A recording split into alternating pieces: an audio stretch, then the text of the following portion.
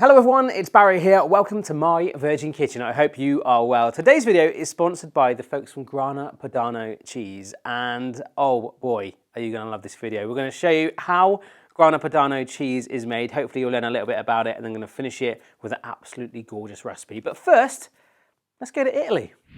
Ooh. So here we are in actual, this is Lake Garda in Sirmione, and we're going to go today to find out how Grana Padano cheese is made. So let's get going. Grana Padano was created by monks in the 12th century and is made throughout the Po River Valley in northern Italy. It is an original Italian cheese produced locally using an exact recipe. We were lucky enough to be shown around one of the producers of the cheese that still do many of the traditional methods originating years ago to make the cheese at scale on a daily basis. A variety of elements come together to create this unique cheese, such as the nutritional qualities and ingredients used right down to what the cows are eating where the milk is sourced. It also has a distinct cylindrical shape and rind. The milk comes in super fresh and is partially skimmed in large tanks, where the cream will naturally rise to the top.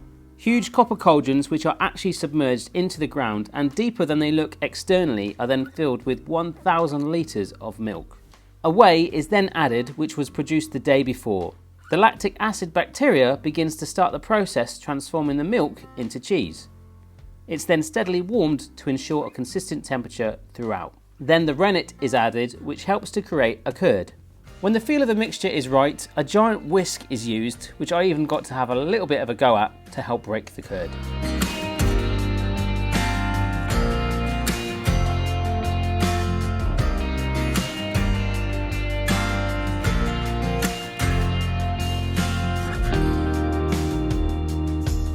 It is then left to cook at a steady temperature and settle to the bottom of the cauldron.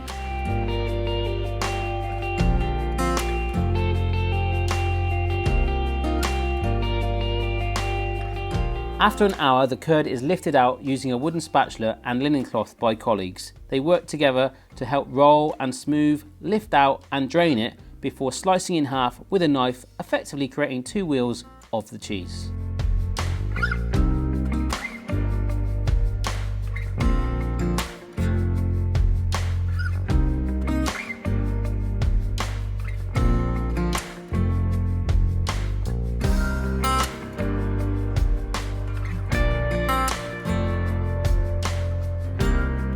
The moulding then starts, where the cheese wheels are placed into individual moulds for 24 hours with a weight on top.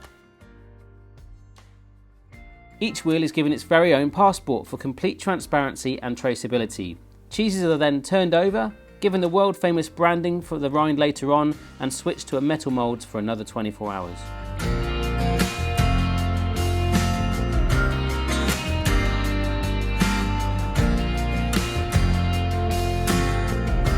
The cheese is then given a salt bath for a minimum of 14 days, and it is then after this brining stage and a dry in the drying room, it goes into a rather epic room indeed.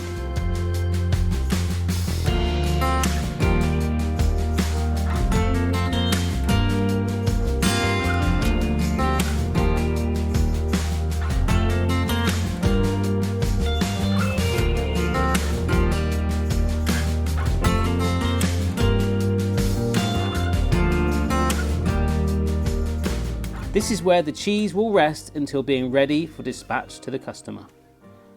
Each wheel will be turned and brushed approximately every 2 weeks.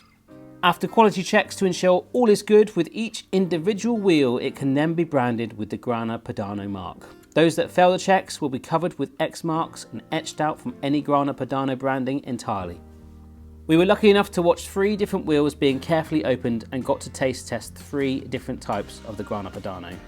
The aging process comes in a lot here. The younger the cheese, the more creamy it is, but as it ages, it becomes more crumbly and grainy with a more stronger flavour.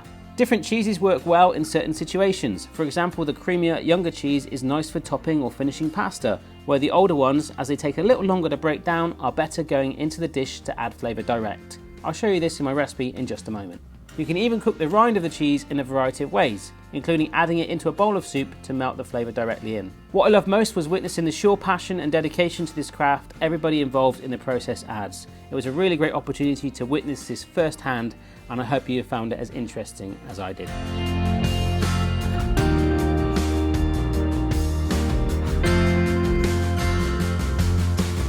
those columns of cheese was epic. The smell was stonking. I'm leaving Italy with some wine for Mrs. Barry, some authentic pasta for the recipe you're about to see, and of course loads of Grana Padano. I'm kind of worried about my airport luggage situation, probably have to pay a little bit extra, but let's get back to the kitchen.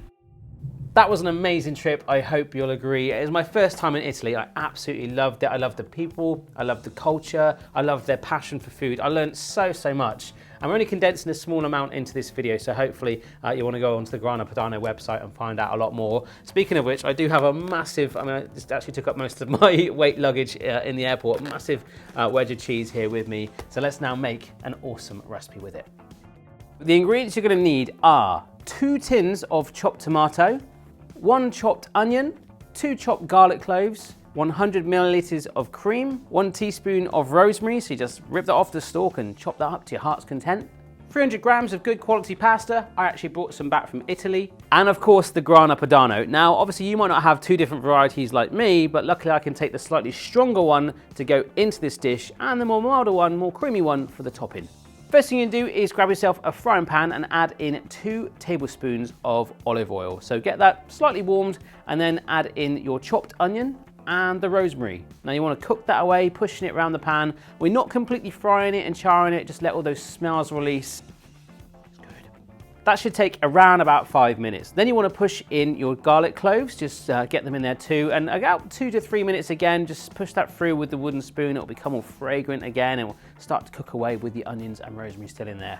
Gorgeous. Next up, add in your chopped tomatoes. So that's 2 tins dumped straight into the frying pan. It'll cool it down initially at first, but then start to bubble and come up to a nice, lovely simmer. You want to grate on your Grana Padano now. Oh, get that all in there. Let it rain with cheese and stir it through.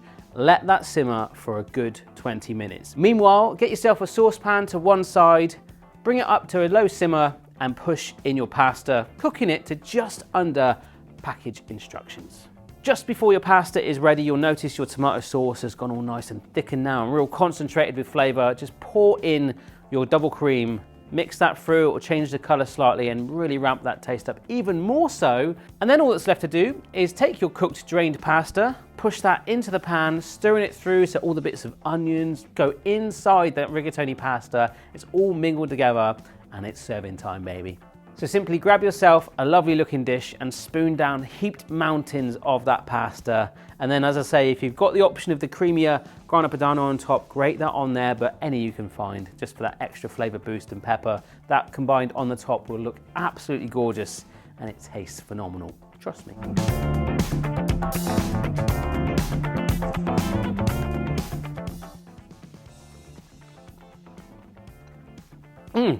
Bellissimo. That's one of the only words I learned in Italy, but it's phenomenal.